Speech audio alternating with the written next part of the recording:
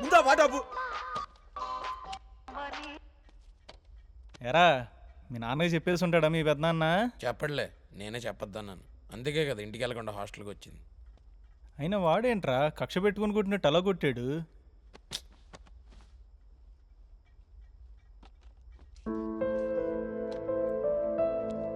ఏం చేస్తున్నాడు రాడు? రే ఏమైందిరా? చూసావరా వాడు నన్ను కొడుతున్నంత సేపు కరీనా కొడుక అని ఎన్నిసార్లు అన్నాడు.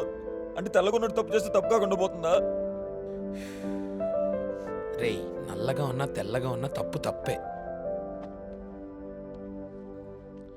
అసలు నీ బాధ నిన్ను కరీనా కొడక అన్నాడనా లేకపోతే నువ్వు తప్పు చేయకుండా కొట్టాడనా? ఏం తప్పు చేయలేదురా. అయినా రంగుదే ఉంది బా, మనసు మనసు ముఖ్యంగానే. పత్తిది మాటలు మాట్లాడు మాకు. అయినా రంగు గురించి మాట్లాడేవాడు నీ రూమ్ లో ఎందుకుందిరా ట్యూబ్?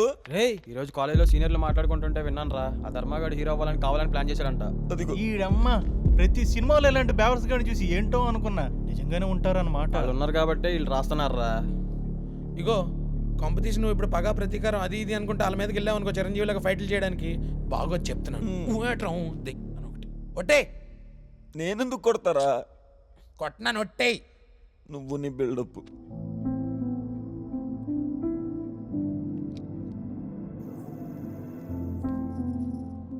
నువ్వేమనుకోకపోతే నేను ఒకటి అడగొచ్చా? నీ కాలేజ్లో ఏమైనా లవ్ స్టోరీ ఉందా? పడుకో దీపు, ఎగ్జామ్స్ ఉన్నాయి. ఎవరైనా బాగా ట్రై చేసి పడేశారా? పడేయడం ఈజీ, కానీ నిలబెట్టుకోవడమే కష్టం. అర్థమైంది, చెప్పు. ప్రేమ పురుగు అనే పదం విన్నావా? ఒక చీమ ఆయుష్ ఎంత ఉంటుంది అనుకుంటున్నావు? 45 రోజులు, 15 సంవత్సరాలు. అలాంటి చీమని మనం వేళ్ల మధ్యలో పెట్టి తేలిగ్గా నలిపేస్తాం. పక్కోడి ప్రేమ కూడా అంతే. వేళ్ల మధ్య నలుగుతున్న చీమకే తెలుసు ఆ నొప్పేంటో. ఇప్పుడు నీకు బాధగా ఉందా? అన్నయ్యతో నువ్వు హ్యాపీగా ఉన్నావా? పెళ్లి తర్వాత గొడవలు జరుగుతూ ఉంటాయి.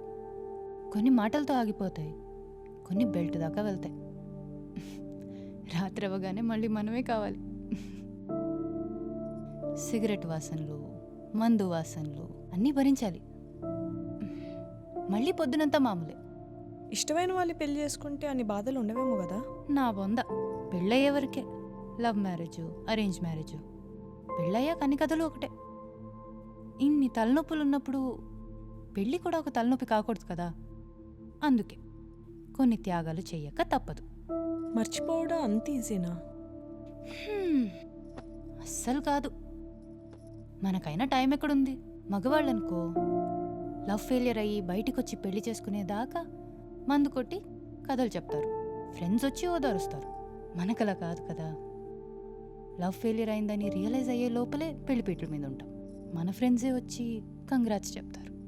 పెళ్ళైన తర్వాత వేరే మగాడి గురించి ఆలోచించడం అన్యాయం అయిపోయాయి. అంతేగా మరి.